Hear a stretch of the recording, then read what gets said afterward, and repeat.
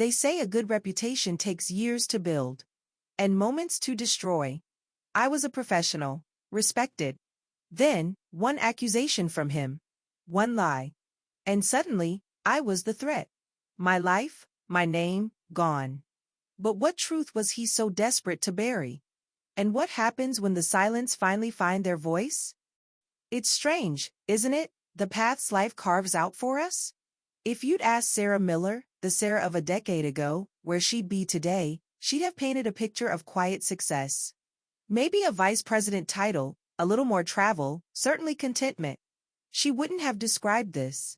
This quiet room, this lingering ache in her chest that even time hasn't fully erased. But then, that Sarah hadn't yet learned how quickly a life, meticulously built, could be brought to its knees by a well-aimed lie. Before the storm, my days had a rhythm I cherished. I was Sarah Miller, Senior Marketing Manager at Innovatech Solutions in Austin. A good title, at a company that seemed to be going places. I loved my work. I loved the challenge of it, the creativity, the buzz of a successful campaign launching. My team respected me, and I them. We were good at what we did. I had my eye on a VP role, not out of blind ambition, but because I knew I had more to offer, more ideas to bring to life. My small apartment was my sanctuary, filled with books and the aroma of coffee. Life felt ordered, full of potential. That sense of order began to fray during a tech conference in Chicago. Mark Jenkins, my direct superior, the director of marketing, was also attending. He'd always been professionally cordial, if a little too smooth for my taste. That evening, after a networking dinner, he suggested a nightcap at the hotel bar to discuss strategy. It felt normal, part of the job. But the conversation shifted, became personal, uncomfortable. I tried to steer it back to work, made excuses to leave. He followed me to the elevator, insisted on walking me to my room. And then the smooth veneer cracked. His hand on my arm, too tight.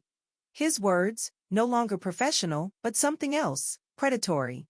I remember the cold dread, the way my voice caught in my throat as I told him no, as I pushed him away and fumbled with my keycard, finally getting inside, heart hammering against my ribs. The assault itself was a blur of fear and violation, a brutal shattering of my sense of safety. He left when I finally managed to scream, a choked, desperate sound. The days that followed were a haze of shame and disbelief. How could this have happened? How could someone I worked with, someone in a position of power, do such a thing? Sleep became a battlefield of nightmares. But beneath the fear, a resolve began to harden. This was wrong. He couldn't be allowed to get away with this. I thought of the other women in the office, younger, perhaps more vulnerable. So, I did what I thought was right. I scheduled a confidential meeting with Miss Albright in Human Resources. I remember sitting in her sterile office, recounting the incident, my voice trembling but firm. I wasn't asking for his head on a platter, I just wanted the company to know, to ensure it wouldn't happen again, to him or anyone else. Ms. Albright listened, her expression unreadable, took copious notes, and assured me the matter would be investigated discreetly and that my confidentiality would be protected. I left that meeting feeling a sliver of relief, a naive belief that the system would work, that justice, in some form, would prevail. The following weeks were a strange kind of limbo. Mark Jenkins was polite, almost overly so, whenever our paths crossed. There was a new, unreadable glint in his eye that made my skin crawl. I focused on my work, trying to push the incident and its subsequent reporting to the back of my mind, trusting HR to handle it. I told no one else. It was too raw, too humiliating. And Ms. Albright had stressed confidentiality. So, I waited. I waited for some sign, some indication that action was being taken. The silence from HR was deafening. Then, one Tuesday morning, an email landed in my inbox. Subject: Urgent Meeting. From Ms. Albright. My heart gave a strange lurch. Perhaps this was it, the update I'd been waiting for. I walked into the familiar HR conference room, and my blood ran cold. Mark Jenkins was already seated at the table, next to Ms. Albright. He wasn't looking at me. He was staring at his hands, an expression of profound, almost theatrical distress etched on his face.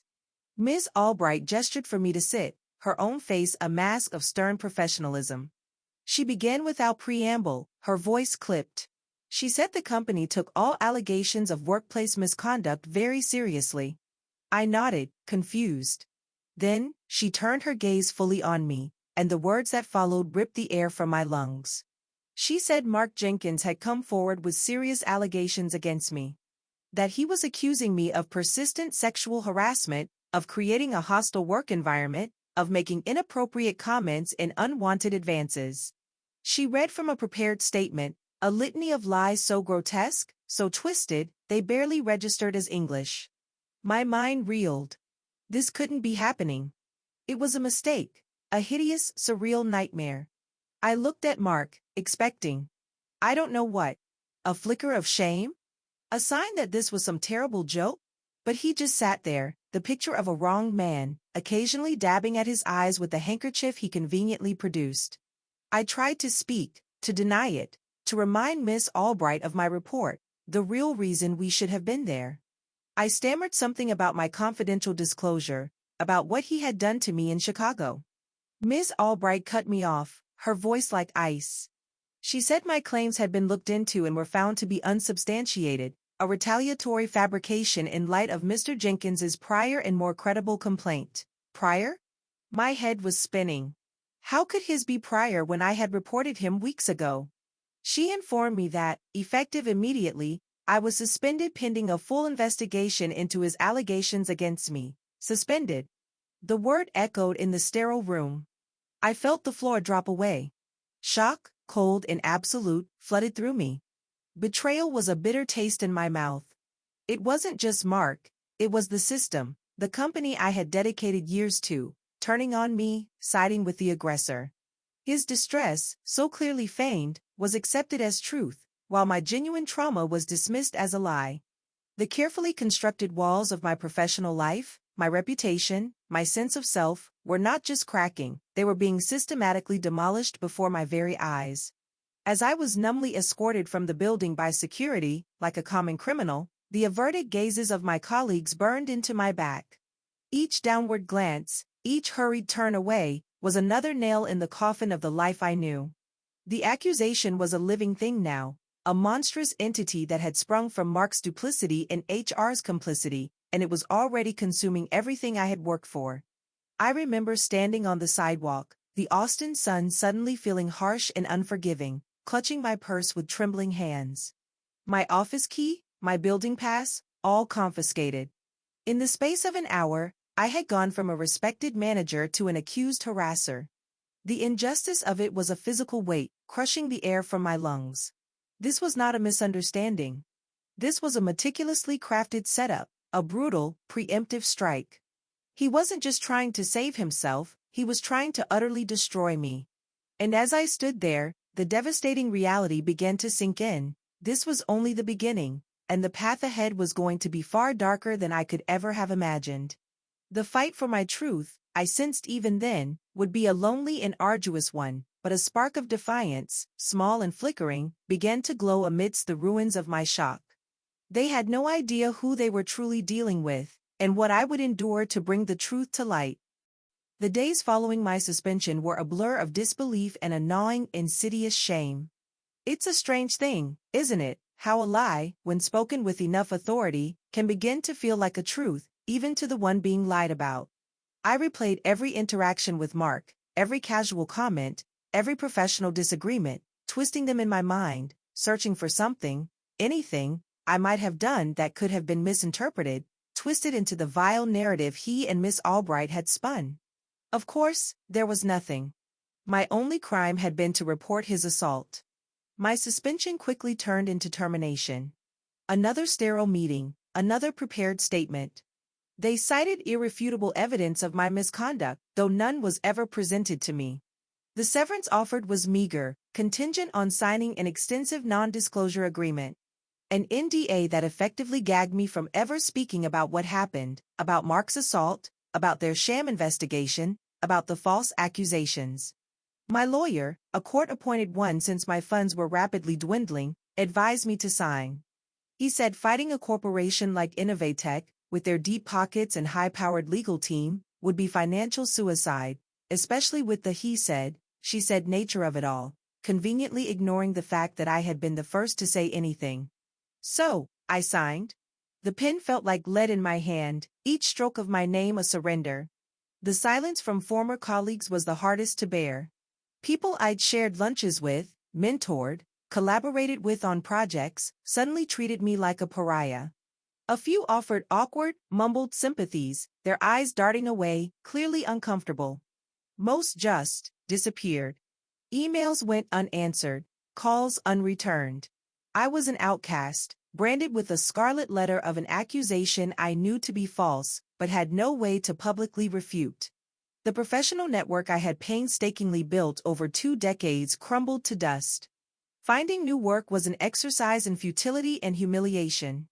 Austin's tech scene, while large, felt suffocatingly small. Word, it seemed, had spread.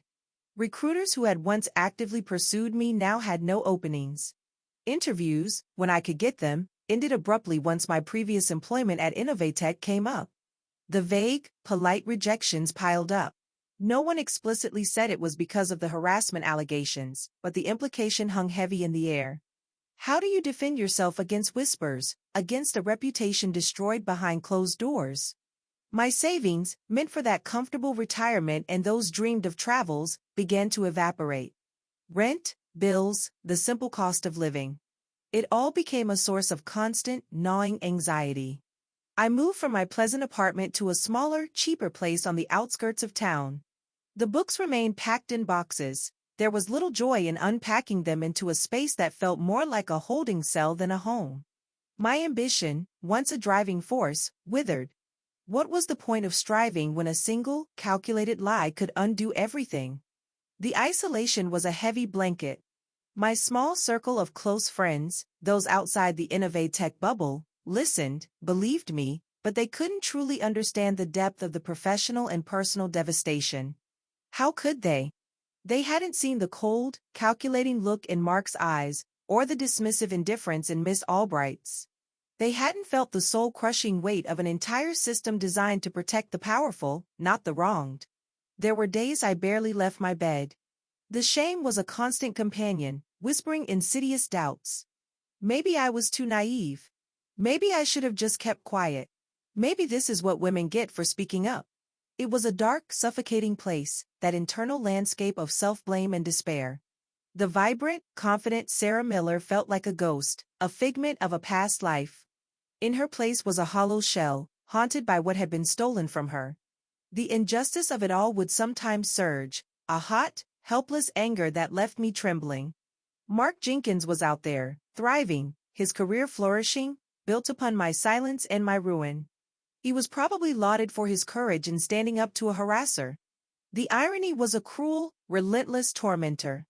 Innovatech, with its shiny public image of progressiveness and employee care, continued its operations, its dark secrets safely buried under a pile of NDAs and corporate legalese.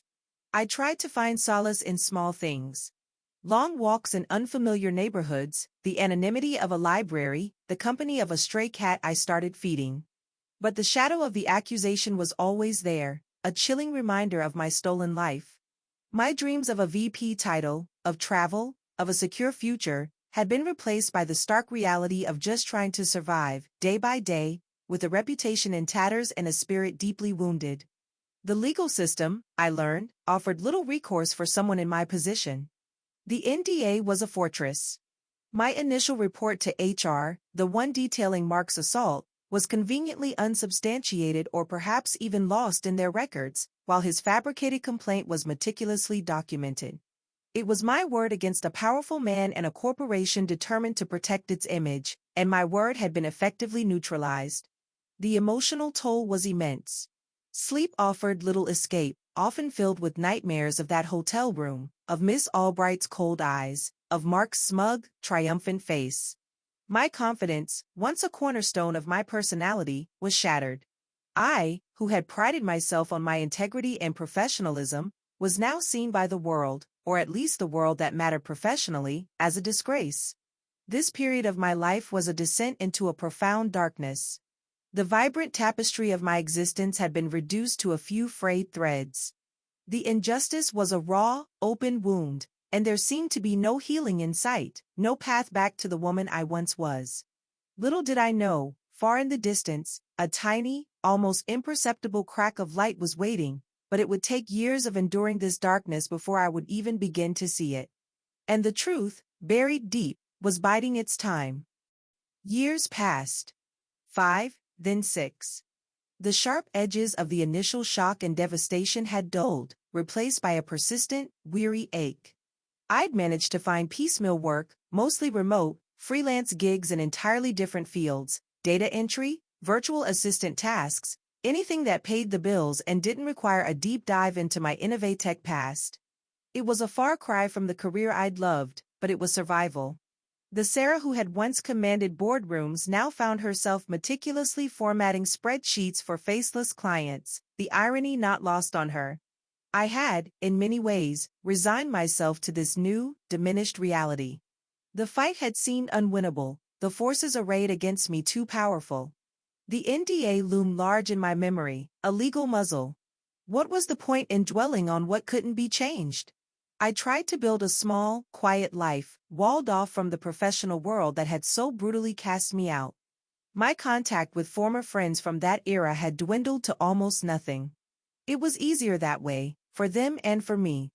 Then, one rainy Tuesday afternoon, I found myself idly scrolling through an industry news website. A habit I hadn't quite managed to break, a masochistic little window into the world I no longer belonged to. And there it was. A headline that made my breath catch: Innovatech's Mark Jenkins honored with Leadership Excellence Award.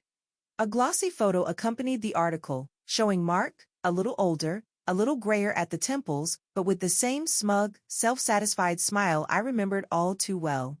He was shaking hands with some tech luminary, looking every bit the respected industry leader. A sound escaped my lips, something between a laugh and a sob: leadership, excellence. The words felt like acid on my tongue. Here he was, lauded and celebrated, while I was still picking up the pieces of the life he'd shattered. The article gushed about his visionary guidance, his commitment to fostering a positive workplace culture. Positive workplace culture. The hypocrisy was staggering, a fresh slap in the face after all these years. It wasn't that the anger had ever truly left me, but it had been banked, smoldering beneath layers of resignation and the daily grind of survival. That article, that picture, it was like a bellows fanning those embers back into a furious blaze. How many others, I wondered, had his leadership excellence touched in the same way it had touched mine? How many other careers had he positively impacted into oblivion? As I stared at his smiling face on the screen, a memory, vague and fleeting, surfaced from the depths of my mind. It was like a half-forgotten dream. Another woman, Brenda Ramirez. She'd been a marketing specialist at Innovatech, bright, ambitious, a couple of years younger than me. She'd left the company suddenly, about a year before my own ordeal began. No farewell party, no clear explanation, just gone. I remembered seeing her in the hallway a few days before she left, her eyes red-rimmed, a look of profound distress on her face. At the time, I'd been too caught up in my own projects to inquire further, assuming it was personal. Now, juxtaposed with Mark's triumphant image, that memory felt significant. Could there be a connection? It was a sliver of a thought, so thin it was almost transparent. But it lodged in my mind, a tiny burr. What if Brenda's abrupt departure wasn't just a random career move? What if she, too, had run afoul of Mark Jenkins's excellence? The idea was tentative, fragile, but it refused to be dismissed. I closed the laptop, the image of Mark's face still burning behind my eyelids. The old despair was there, but something else was stirring alongside it. A faint, hesitant curiosity. A whisper that maybe, just maybe, I wasn't entirely alone in what I had experienced. This wasn't about dredging up the past for the sake of pain. It was a sudden, unexpected pinprick of light in a very long, dark tunnel. The article had, unintentionally, done more than just reawaken my anger. It had planted a seed of doubt about the completeness of my isolation. For years, I had believed my story was a singular, devastating anomaly. But what if it wasn't? What if there was a pattern? The thought was both terrifying and strangely energizing. I didn't act on it immediately.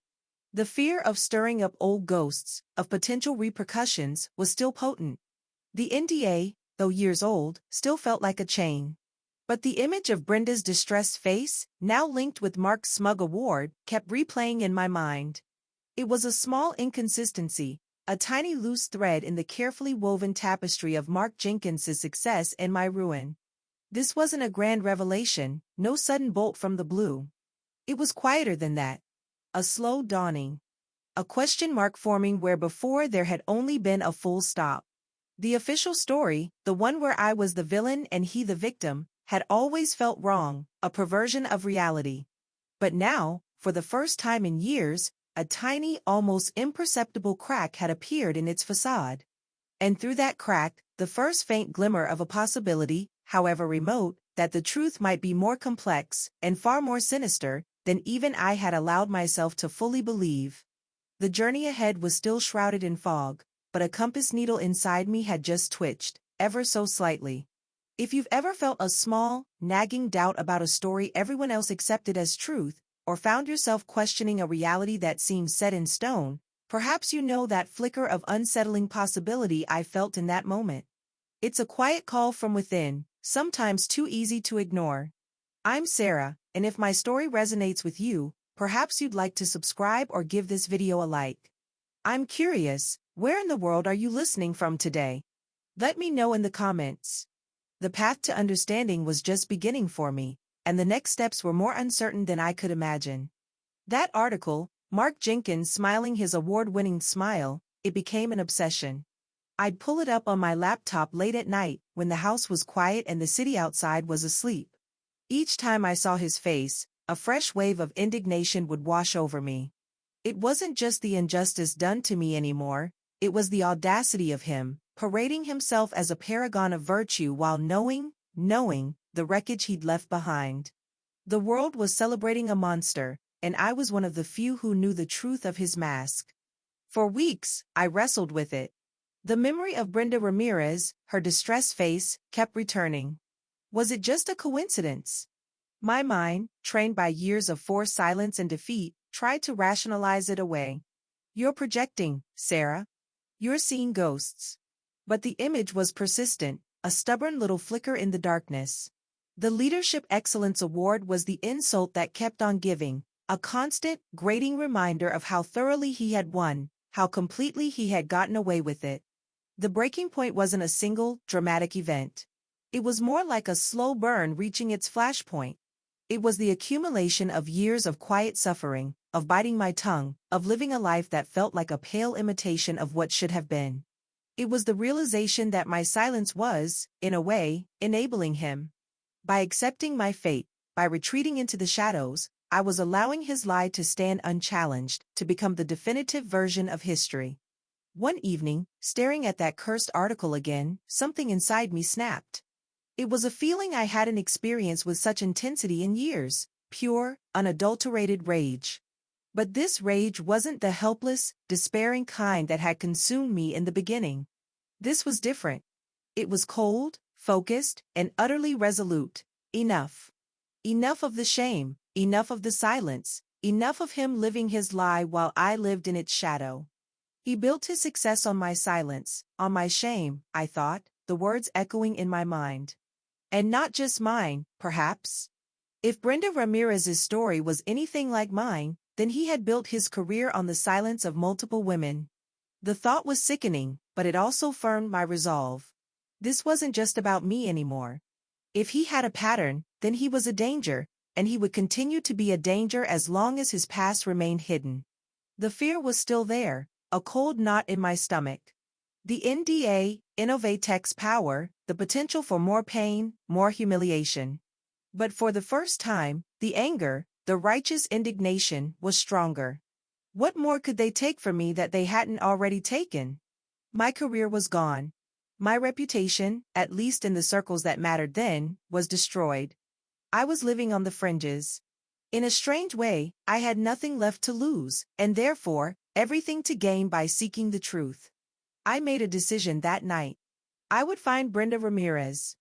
I didn't know what I would say to her, or what I hoped to achieve. Maybe she wouldn't even remember me. Maybe her departure had nothing to do with Mark Jenkins. But I had to know. That tiny, nagging question mark had grown too large to ignore. It was a long shot, a desperate, improbable quest, but it was something. It was action, after years of passivity. The thought of actively investigating, of deliberately poking the hornet's nest, was terrifying. It meant stepping back into a world that had caused me immense pain. It meant risking further legal trouble if Innovatech or Mark somehow found out. But the alternative, to continue living in this state of suspended animation, forever haunted by the injustice, suddenly felt unbearable. This wasn't about revenge, not in the traditional sense. I didn't fantasize about his downfall in a dramatic, fiery conflagration. It was about truth. It was about reclaiming my own narrative, about exposing his for the lie it was. If, in doing so, justice was served, then so be it. But the primary driver was a desperate, visceral need for the truth to be known, even if only by a few. The Sarah Miller who had been cowed into silence was stirring. The professional who had been so easily dismissed was finding her analytical skills again. The woman who had been broken was, slowly, tentatively, beginning to piece herself back together, fueled by a new, albeit dangerous, sense of purpose. I closed the laptop, but this time, Mark Jenkins's smiling face didn't fill me with despair. It filled me with a cold, hard determination. He had underestimated me. He had assumed that, like so many others, I would simply fade away, another inconvenient truth swept under the corporate rug. He was wrong. The path ahead was completely unknown. I had no plan, no resources, just a name and a fading memory of a distressed face. But for the first time in what felt like an eternity, I felt a flicker of something other than resignation. It was the first, tentative step out of the darkness, a decision to stop being a victim of his story and to start writing my own. The fight wasn't over. In many ways, it was just beginning. And I knew, deep in my bones, that this quest for truth, however perilous, was the only way I could ever truly reclaim myself. The decision to find Brenda Ramirez was one thing, actually doing it was another entirely. Where do you even begin to look for someone who dropped off your radar more than half a decade ago, someone you only knew professionally and not very well at that? My investigative skills were rusty, honed in marketing analytics, not private detection. But a new, unfamiliar tenacity had taken root. I started where most people would, the internet. LinkedIn was my first port of call. I typed in Brenda Ramirez, Innovatech Solutions, Austin. Dozens of profiles popped up, but none seemed to be the Brenda I remembered. Different faces, different career paths. It was disheartening. Had she changed her name? Left the tech industry altogether? Moved out of state? The possibilities were endless, and each one felt like another dead end. I spent hours, days, sifting through old Innovatech-related articles, forum discussions, anything that might mention her name or give me a clue. I tried variations of her name, different spellings, nothing. It was like searching for a ghost. The initial surge of determination began to wane, replaced by a familiar frustration. Maybe this was a fool's errand. Maybe I was chasing shadows, fueled by a desperate hope that wasn't grounded in reality. Then I remembered old work contacts, people who had been at Innovatech around the same time Brenda and I were there, but who had also since left, hopefully free from the company's direct influence. Contacting them felt risky. It meant reopening lines of communication I had allowed to go dormant, potentially inviting questions about my own abrupt departure that I wasn't ready to answer. But the need to find Brenda was becoming more urgent. I drafted careful, casual-sounding emails. Hi, former colleague's name, hope you're doing well. It's been ages. I was just reminiscing about the old Innovatech days and wondered if you ever kept in touch with Brenda Ramirez? I lost her contact details years ago. I sent out a handful, my heart pounding with each click of the send button. Most went unanswered. A couple replied with polite no, sorry, haven't heard from her messages. One evening, I received a reply from a woman named Chloe, who had been a junior marketing coordinator back then. I vaguely remembered her, quiet and diligent. Her email was brief. She wrote, Brenda got married shortly after she left Innovatech, I think. I heard she moved to San Antonio. Her married name might be Peterson. Not sure, it was a while ago, Peterson. It wasn't much, but it was a new lead, a fresh thread to pull. Brenda Peterson. I went back to LinkedIn, to Facebook, to every social media platform I could think of. Brenda Peterson, San Antonio, formerly Innovatech. This time, after scrolling through what felt like hundreds of profiles, one caught my eye. The profile picture was a little blurry, but the woman in it. It looked like her. Older, of course, with a different hairstyle, but the eyes, the shape of her face. It had to be. Her listed work history was sparse, mostly freelance graphic design work, nothing mentioning Innovatech. But her education listed the same university I vaguely recalled Brenda mentioning. My hands were trembling as I debated what to do next. Should I send a direct message? What would I say? Hi, remember me? I'm the woman whose career your former boss destroyed, and I was wondering if he did the same to you. It sounded insane, even in my own head. I felt like I was walking a tightrope. One wrong move, one alarming message, and she might block me, disappear again, taking any potential truth with her. I decided on a softer approach. A simple connection request on LinkedIn, with a brief, innocuous note. Hi Brenda, it's Sarah Miller. We worked together briefly at Innovatech some years ago. Would be nice to reconnect. I hit send, then stared at the screen, my breath held. Days passed, nothing. My request sat there, pending. The silence was agonizing. Had I found the right person? If so, why wasn't she responding? Was she ignoring me? Did she suspect something?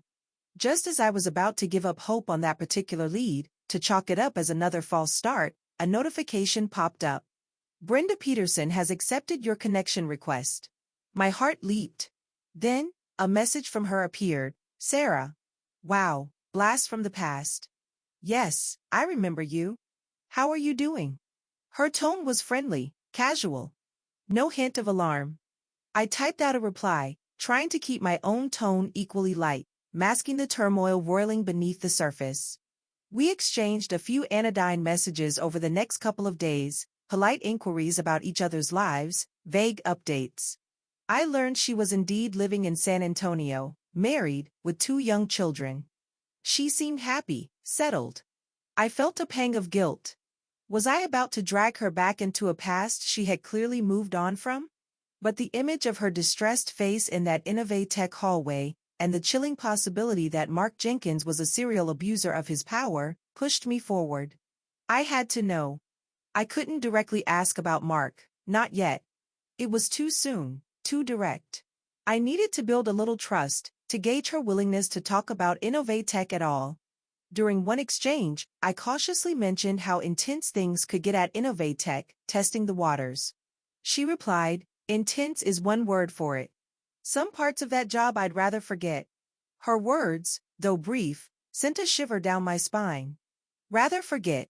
It wasn't a denial. It wasn't a happy reminiscence. It was guarded.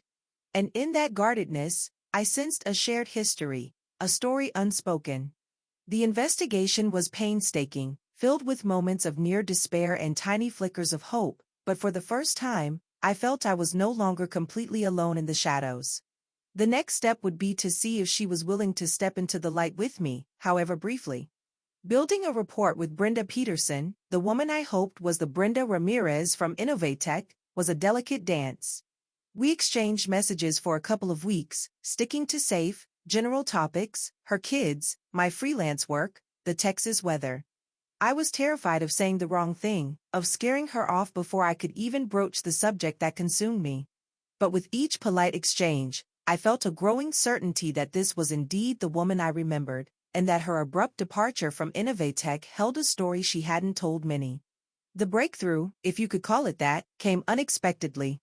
I'd mentioned, very vaguely, that my time at Innovatech hadn't ended well. Her reply was a simple, mine neither, Sarah. Mine neither.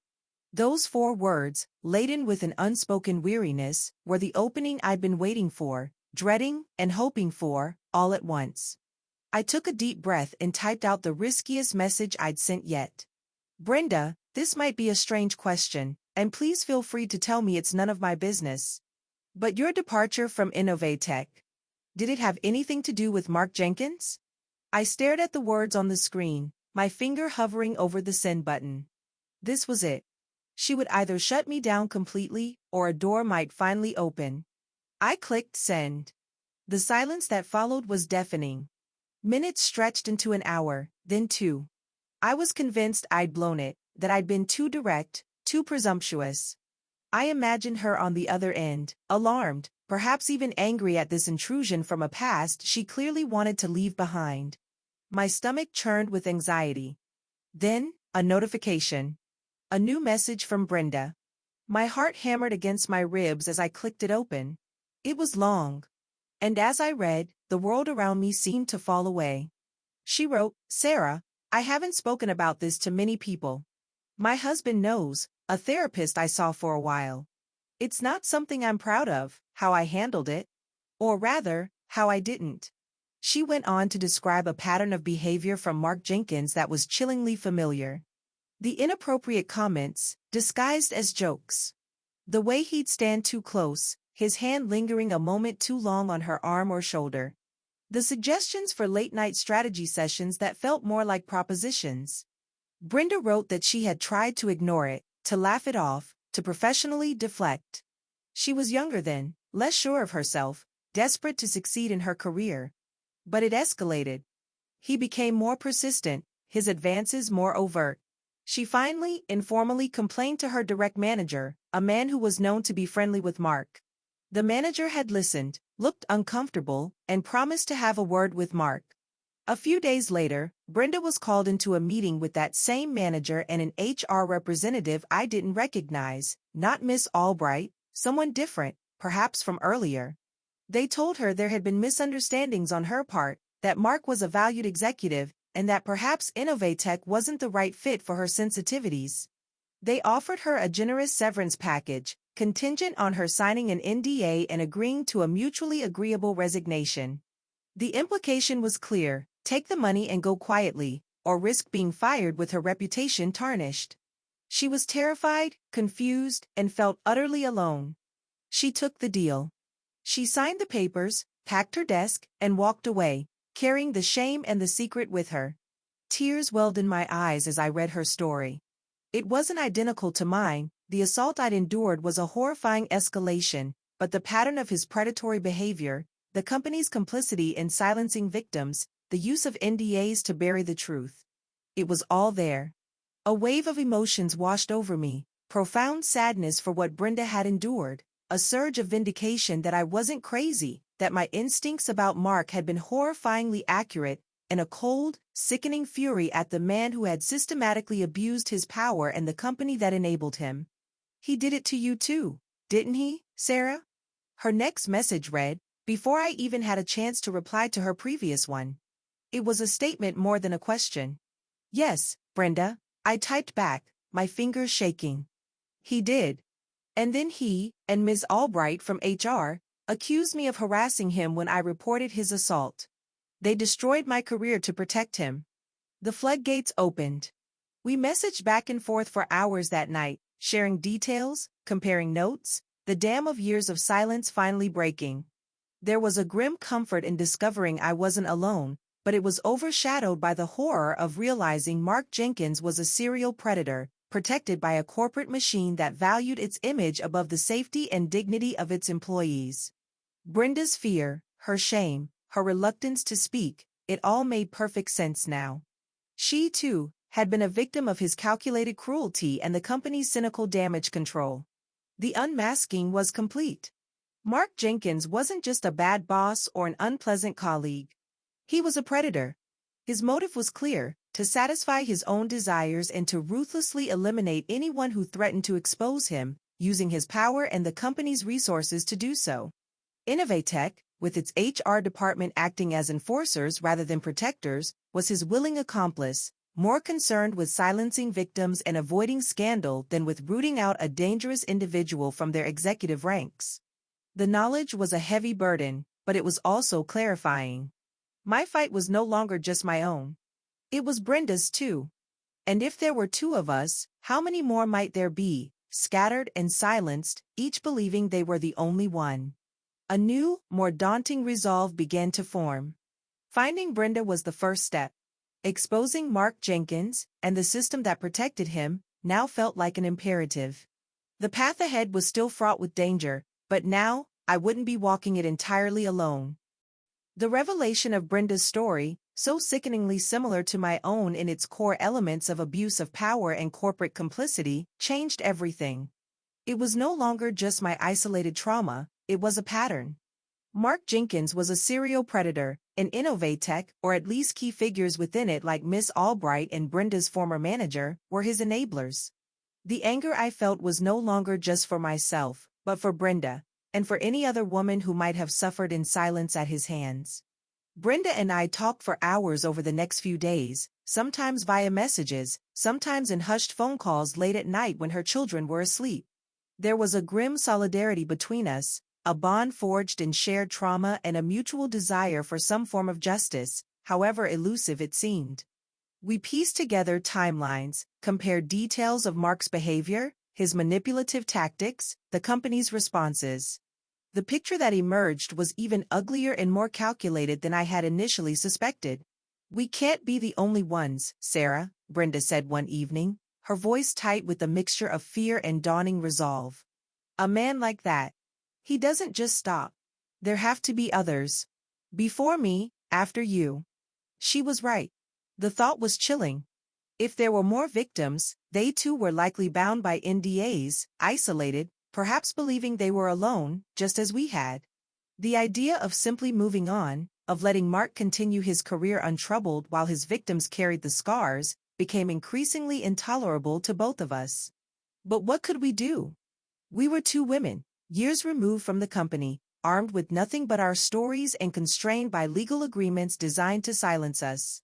"We need more than just our word against his," I said, thinking aloud. "Even with two of us, Innovatech will deny everything. They'll call us disgruntled former employees. They'll bury us in legal fees if we try to speak out publicly in a way that breaches the NDAs." The challenge seemed insurmountable. But the alternative, doing nothing, felt like a betrayal, not just of ourselves, but of any past or future victims. We started to brainstorm, cautiously at first, then with growing urgency. How could we find others? How could we create a space safe enough for them to even consider speaking, given the risks? Our first thought was to try and identify other women who had worked closely with Mark, either at Innovatech or, if possible, at companies he'd worked for previously. This was a monumental task. LinkedIn became our primary tool again, but this time we weren't just looking for one person. We were trying to map out Mark Jenkins's professional orbit over the years. We looked for women who had reported to him, or worked in his department, and who had subsequently left their positions, especially if their departures seemed abrupt or unexplained. The plan began to take shape, fragile and fraught with risk. We decided we would try to discreetly reach out to a very small, carefully selected list of women. Our approach would have to be incredibly cautious. We couldn't make direct accusations or even mention Mark by name in initial contacts. It would have to be more subtle, perhaps a general inquiry about their experiences at Innovatech, an attempt to open a dialogue. Our ultimate goal, we decided, wasn't a lawsuit. We knew the odds were stacked against us. Instead, we began to consider a different path, an investigative journalist. If we could find a reputable journalist known for tackling stories of workplace misconduct and corporate malfeasance, and if we could provide them with enough corroborated testimony, perhaps they could bring the story to light in a way we never could, protected by journalistic privilege. It was a long shot, but it felt like our most viable option for achieving any kind. The blueprint for justice, as it formed, was not about personal vengeance, not about seeing Mark imprisoned or financially ruined, though those outcomes wouldn't have been unwelcome. It was about exposure. It was about stripping away his carefully constructed facade and revealing the predator beneath. It was about holding Innovatech accountable for its culture of silence and complicity. It was about ensuring that his name, Mark Jenkins, would forever be associated not with leadership excellence, but with the abuse he had perpetrated. There was a quiet determination in our voices as we discussed this. The fear was still present, a constant undercurrent, but it was now matched by a sense of shared purpose. We were no longer just victims, we were becoming investigators, advocates, two lone women plotting to take on a powerful man and a formidable corporation. We knew the risks. If Mark or Innovatech got wind of what we were doing, the repercussions could be severe. They could sue us for breaching our NDAs, even if our outreach was careful. They could try to discredit us further. But the thought of letting him continue, of other women potentially suffering as we had, was a powerful motivator. The plan was simple in concept, terrifyingly complex in execution. Find more voices. Gather evidence. Approach a journalist. It was a thread of hope, a slender chance to reclaim our narratives and, perhaps, prevent future harm. The weight of it was immense, but for the first time since that devastating HR meeting, I felt a spark of agency, a sense of control. We were taking our pain and channeling it into action. And in that action, there was a nascent sense of power. The journey was far from over. In many ways, the most dangerous part was just beginning. It's remarkable how a shared experience can forge an unexpected alliance, turning solitary whispers of injustice into a potential chorus for change. If you're finding a connection with Sarah's journey so far, do consider subscribing or giving this video a thumbs up. We'd also love to hear from you. Where are you tuning in from today? Drop your city or country in the comments below. For Sarah and Brenda, this fragile alliance was their only weapon against a deeply entrenched system, and their next steps would test their courage to its limits. Armed with our fragile plan, Brenda and I began the painstaking and nerve-wracking process of trying to find other women. We spent weeks poring over old Innovatech employee lists we managed to reconstruct from memory and online traces, cross-referencing names with LinkedIn profiles, searching for women who had worked in Mark Jenkins's orbit and then left the company. Each potential name was a gamble. Each outreach was a risk. Our initial messages were deliberately vague, general networking feelers. Hi, name, Sarah Miller here. We crossed paths briefly at Innovatech a while back. I'm connecting with a few former colleagues to share experiences about navigating careers post-Innovatech. Wondering if you'd be open to a brief, confidential chat sometime. Most messages went unanswered. Some received polite declines. The silence was heavy, each non-response a small defeat. Then, a breakthrough. A woman named Chloe Davis responded. I remembered her as a very young, somewhat timid marketing assistant who had joined Innovatech shortly before my own departure. She agreed to a call. Brenda and I spoke to her together, via a conference call, our voices carefully neutral as we gently probed her experiences at the company. At first, Chloe was hesitant, her answers brief and guarded. But as we shared a little more about our own negative experiences, without initially naming Mark or detailing the specifics of harassment, we sensed a shift in her demeanor. There was a tremor in her voice when she finally said, "Was Mark Jenkins? Was he a problem for you too?" That was the crack we needed. Gently, we confirmed that he was. And then, Chloe's story tumbled out, a torrent of pain and fear that had clearly been bottled up for years. For her, it had been a relentless barrage of inappropriate comments, unwelcome touching, and constant pressure to attend after-hours meetings that were clearly intended to be dates. She was young, new to the corporate world, and terrified of losing her job if she complained. She eventually left Innovatech without another job lined up, citing personal reasons, just to escape him. She'd never told anyone the full story. Tears streamed down her face as she spoke to us, the relief of finally unburdening herself palpable even through the phone line. Hearing Chloe's story, so similar in its predatory pattern, solidified our resolve but also deepened our horror. 3 of us.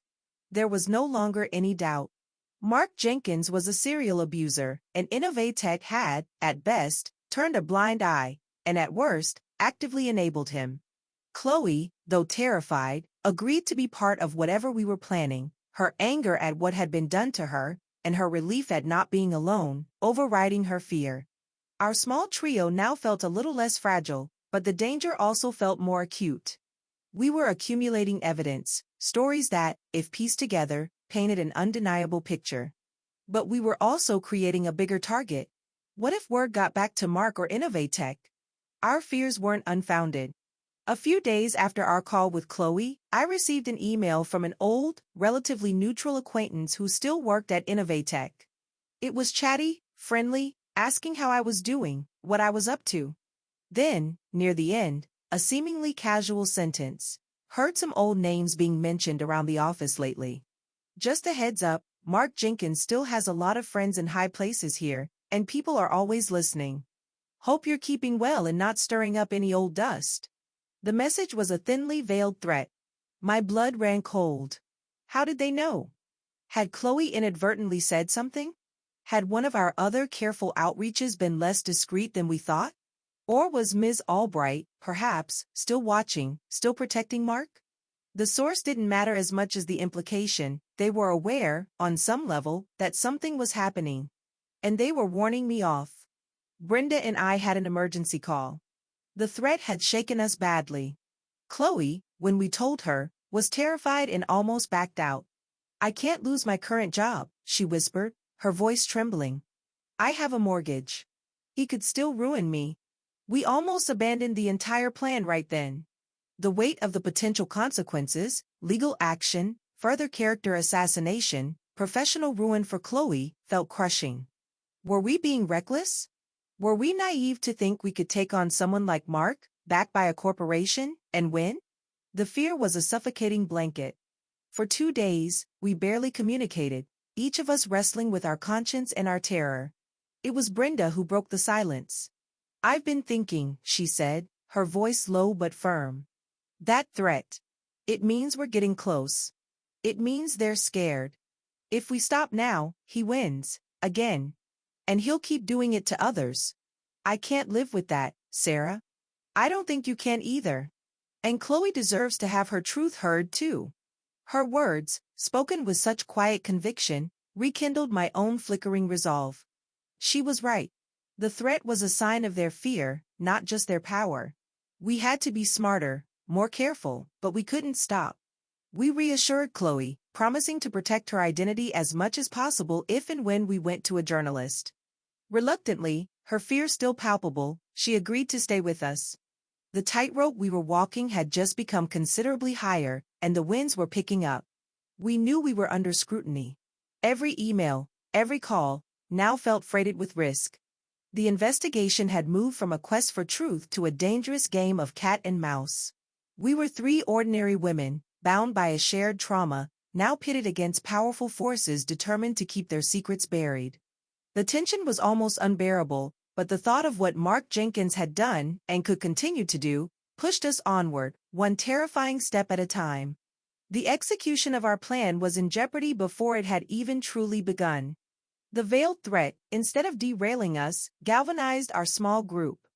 We became even more cautious, communicating through encrypted apps, avoiding names in emails, acutely aware that we might be watched or listened to. The fear was a constant companion, but so was a growing sense of righteous defiance. We had 3 credible, corroborating stories. It was time to take the next, most terrifying step, approaching an investigative journalist. Brenda had a cousin who worked peripherally in media and, after some discreet inquiries, gave us a name, Maria Sanchez. She was a freelance investigative journalist with a reputation for tenacity and a track record of exposing corporate misconduct and stories of abuse of power. Her articles were well-researched, impactful, and often published on reputable national news websites. She seemed like our best, perhaps only, hope. Drafting the initial email to Maria Sanchez took us days. We wanted to convey the seriousness and credibility of our claims without overwhelming her or sounding hysterical. We briefly outlined that we were a small group of women with documented, similar experiences of harassment and, in my case, assault by a senior executive at a prominent tech company, and that the company had actively worked to silence us and discredit victims.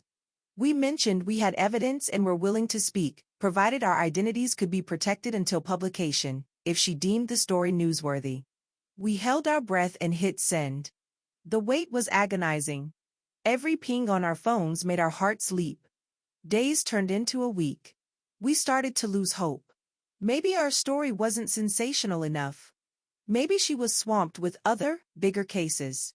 Maybe she didn't believe us. Then, an email arrived. Subject: Confidential inquiry. From Maria Sanchez. It was brief and professional. She thanked us for reaching out, said the preliminary information was compelling, and asked if we'd be willing to have an initial off-the-record video call.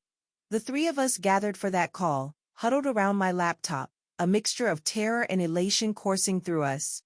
Maria Sanchez was exactly as her reputation suggested, sharp, direct, empathetic but no nonsense.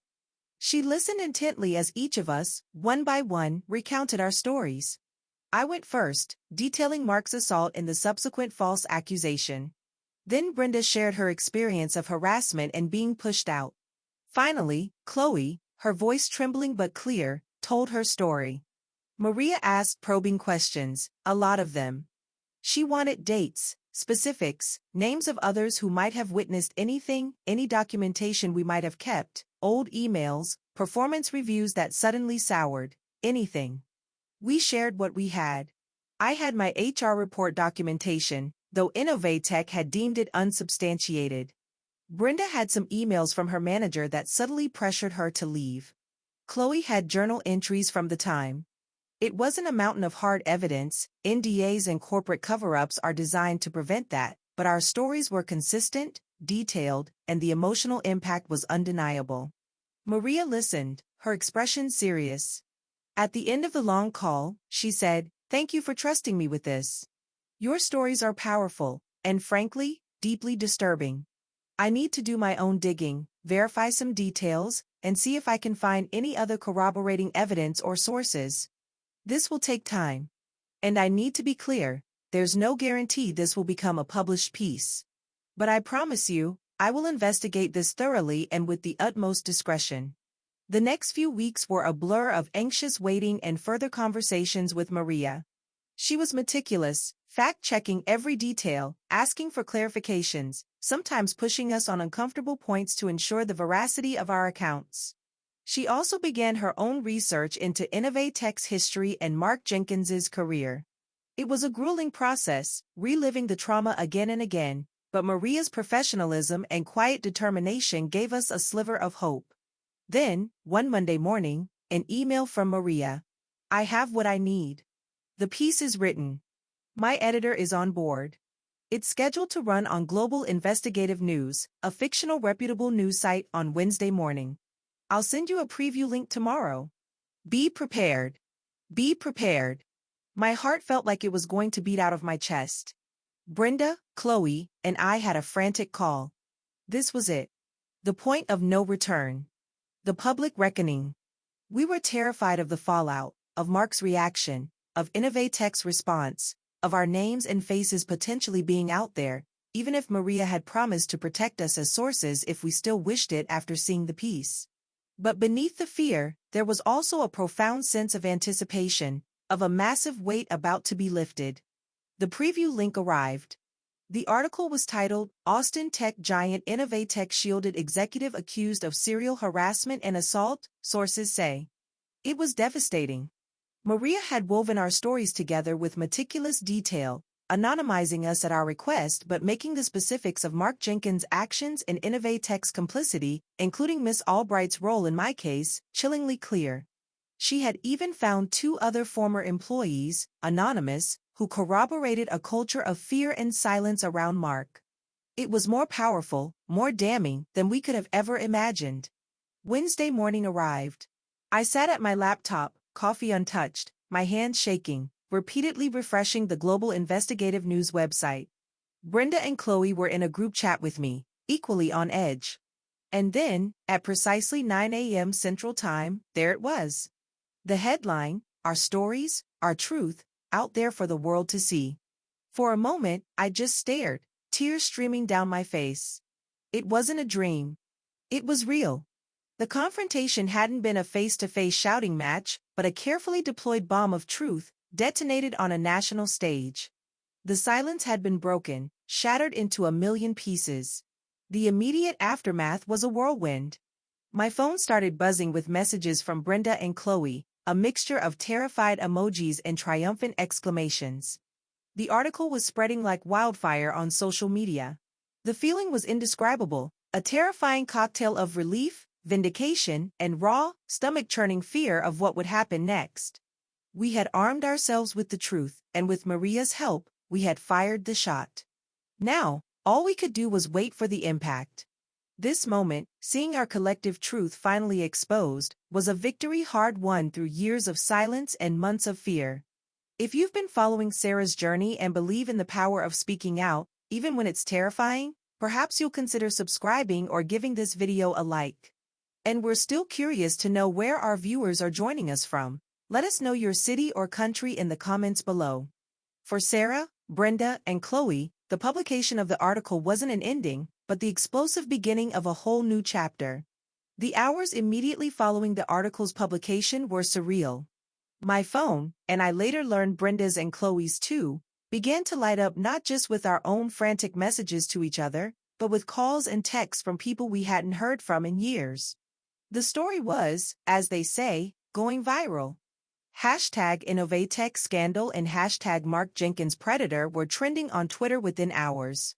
The comment sections on the article itself, and on social media posts sharing it, were exploding with outrage, disbelief, and importantly, messages of support for the anonymous victims. The first official domino fell by late afternoon. Innovatech Solutions released a terse statement. We are aware of the serious allegations raised in the recent article by Global Investigative News. We take these matters with the utmost gravity and have launched an immediate internal investigation.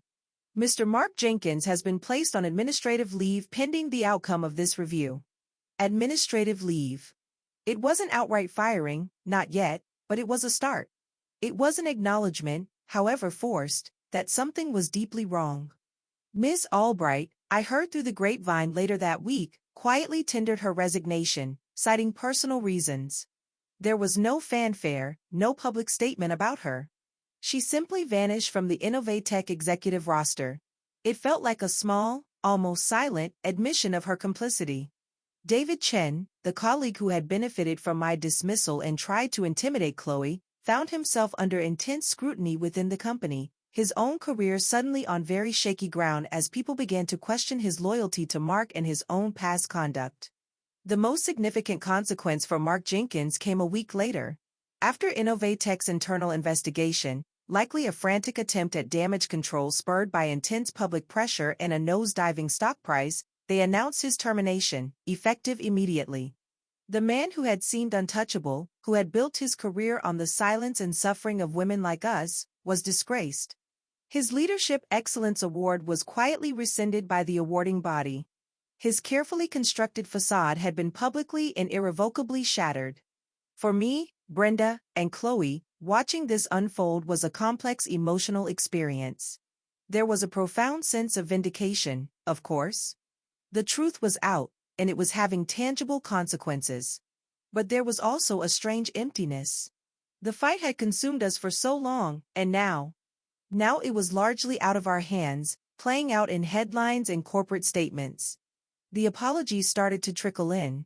Former colleagues from Innovatech, people who had averted their eyes, who had whispered behind my back, now reached out. Some messages were genuine, expressing deep regret for their silence, for not believing me, for not speaking up. I am so sorry, Sarah, one wrote. I suspected something was wrong, but I was too scared for my own job to say anything. I've lived with that guilt. Seeing your story, even anonymously, has made me realize the cost of that silence. These apologies, the sincere ones, I accepted with a quiet nod to myself. They couldn't undo the past, but they offered a small measure of healing. Others were more self-serving, awkward attempts to absolve themselves or to get on the right side of the story now that it was public. Those, I mostly ignored. I owed them nothing, least of all my absolution. The most impactful development, however, was that other women began to come forward. Emboldened by the article and by Mark's downfall, 2 more women who had worked under him at previous companies contacted Maria Sanchez with their own stories of harassment. Their accounts, added as updates to the original article, further cemented the pattern of his predatory behavior. We weren't just 3 voices anymore, we were a chorus, growing louder. Innovatech, under immense pressure, announced a complete overhaul of its HR policies and leadership, promising to create a truly safe and respectful workplace. Whether those changes would be substantive or merely cosmetic remained to be seen, but the public commitment was there, a direct result of the truth being exposed. There was no grand courtroom scene, no dramatic confrontation where I got to look Mark Jenkins in the eye and tell him he was a monster. His punishment was playing out in the court of public opinion and in the loss of his career and reputation. And for me, for Brenda, for Chloe, that was a significant form of justice. He had used his reputation to destroy ours, now, his was in ashes. The reactions of those who had wronged us, or stood by and done nothing, were a mixture of shame, fear, and belated attempts at reconciliation. The power dynamic had shifted dramatically. We, the silenced victims, had found our voices, and those voices had proven to be more powerful than we could have ever imagined. The dominoes had fallen, not just on Mark Jenkins, but on the culture of complicity that had protected him for so long. The world now knew what he was, and what Innovatech had allowed. And that, in itself, was a victory. The downfall of Mark Jenkins and the public reckoning for Innovatech didn't magically erase the years of pain, the lost career, or the deep scars left by the ordeal. There was no undoing what had been done. But something profound had shifted within me, and I could see it in Brenda and Chloe as well. We were not the same women we had been before we decided to fight back.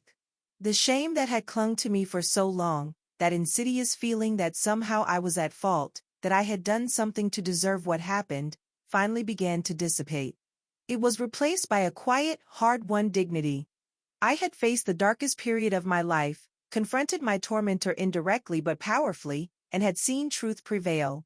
The broken, isolated victim who had barely been able to function was slowly being replaced by someone stronger, more resilient. I found I could speak about what happened without my voice trembling, without that crushing weight in my chest. Not that it was easy, but the narrative was no longer solely one of victimhood, it was also one of survival, of resistance, of an ultimate, if costly, vindication. The Sarah Miller who had been defined by Mark Jenkins's lie was re-emerging, but she was different now, wiser, certainly more cynical about corporate power, but also more keenly aware of her own inner strength. Interestingly, the anonymity Maria Sanchez had initially provided us became less critical as the story unfolded and support grew. While we didn't seek out the spotlight, we no longer felt the need to hide in the shadows quite so fiercely. Our actions had spoken for us. We became, in a small way, accidental icons for others who had suffered in silence. Messages poured in not just from former Innovatech employees, but from people in all sorts of industries who had experienced workplace harassment or abuse and felt inspired by our story. This newfound sense of connection and purpose was transformative. I realized that my experience, as horrific as it was, could serve a greater good. I started a blog, initially just to process my own thoughts and feelings, but it quickly gained a following. I wrote about the dynamics of workplace abuse, the tactics of perpetrators, the complicity of institutions, and the arduous journey of healing and seeking justice. Other women started sharing their stories in the comments, creating a small community of support. Brenda, too, found a new path. She began volunteering with a local organization that supported victims of workplace harassment, using her empathy and her own experience to help others navigate the difficult terrain she knew so well. Chloe, while still more private, became a staunch advocate for better workplace protections within her own new company, unafraid to speak up when she saw something amiss. I didn't try to re-enter the high-powered corporate marketing world. The thought of it left a bitter taste in my mouth. That chapter of my life was closed, and I had no desire to reopen it. Instead, I found fulfillment in my writing, in my advocacy. I did some public speaking, sharing my story at conferences focused on workplace ethics and women's empowerment. Each time I spoke, it felt like another layer of the old shame was shed, replaced by a sense of purpose. The transformation wasn't just about finding a new career path, it was an internal shift.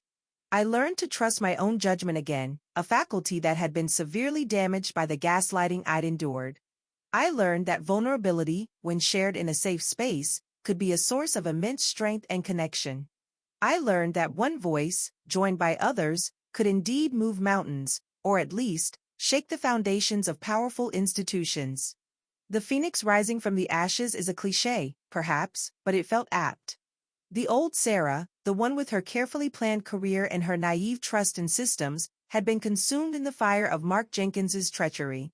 But from those ashes, a new Sarah was emerging, battle-scarred, yes, but also tempered by fire, more discerning, and imbued with a fierce, quiet determination to live her truth and help others find theirs.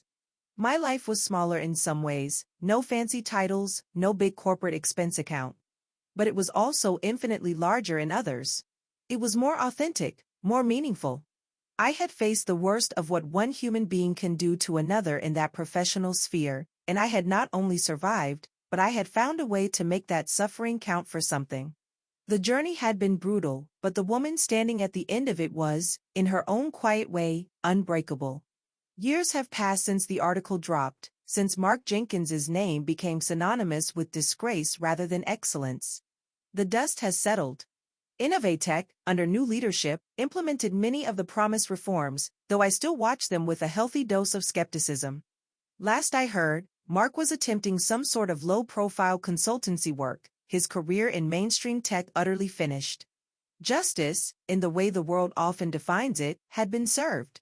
My life now is unrecognizably different from the one I had before Innovatech, and certainly different from the bleak years immediately after. The quiet room I narrate from now isn't a place of hiding, but a place of peace, of creation. My blog has grown, and I've even published a book, sharing not just my story but the stories of other women who found their voices. It's not the VP title I once chased, but it's a legacy I can be proud of. Brenda and I remain close friends, a bond forged in the crucible of shared trauma and a fight for truth. Chloe is thriving, a confident young woman who now mentors others. We sometimes meet, the three of us, and marvel at how far we've come, at the unexpected strength we found in each other. There's a quiet satisfaction in knowing we didn't just endure, we changed things, in our small way. Do I forgive Mark Jenkins? That's a question I'm often asked. And the honest answer is no. Forgiveness, for me, isn't a requirement for healing or for moving on. What he did was a profound violation, a calculated act of cruelty designed to destroy me to save himself. I don't carry the anger with the same intensity I once did, it's no longer a consuming fire. It's more like a scar, a reminder of a battle fought and won, but also a reminder of the capacity for deceit and malice that exists in the world. My peace comes not from forgiving him, but from knowing his actions no longer define me or control my life. My healing came from reclaiming my truth, from seeing justice prevail not through vengeance, but through exposure. It came from transforming my pain into purpose, from helping others find their way out of similar darkness. It came from rebuilding a life on my own terms, a life of authenticity and quiet dignity. The journey was brutal, there's no denying that. There were times I thought the darkness would swallow me whole. The isolation, the shame, the feeling of utter powerlessness, those were very real demons. But looking back, I see that even in the darkest moments, a tiny spark of defiance, of self-worth, remained. It was that spark that eventually ignited the fight. What I want other women, other people, who find themselves in the crosshairs of a false accusation, of a powerful abuser, to know is this: your truth has power. Your voice matters, even if it trembles. You are not alone, even when it feels like the entire world is against you. Seeking out allies, however few, can make all the difference. And sometimes, the most profound justice comes not from the courts or from revenge, but from the simple, unwavering act of speaking your truth, loudly and clearly, until it can no longer be ignored. My old life was stolen from me, yes. But in its place, I built something new, something resilient, something that is entirely my own. I didn't get the life I planned, but perhaps, in the end, I got the life I was meant to live, a life where my voice, once silenced, now resonates with purpose and, I hope, with a message of enduring strength. The hard-won peace I feel today is a testament to the fact that even the most devastating lies eventually crumble under the weight of truth. Thank you for walking this path with me today, for listening to my story. It hasn't been an easy one to tell, but it's an important one. If what I've shared has resonated with you, if it sparked something within you, I hope you'll consider subscribing to this channel for more stories of resilience and truth. Give this video a like if you found value in it, and please, do share in the comments where you're listening from. It's always incredible to see how far these stories can reach. Remember, your own story has power. Never let anyone silence it.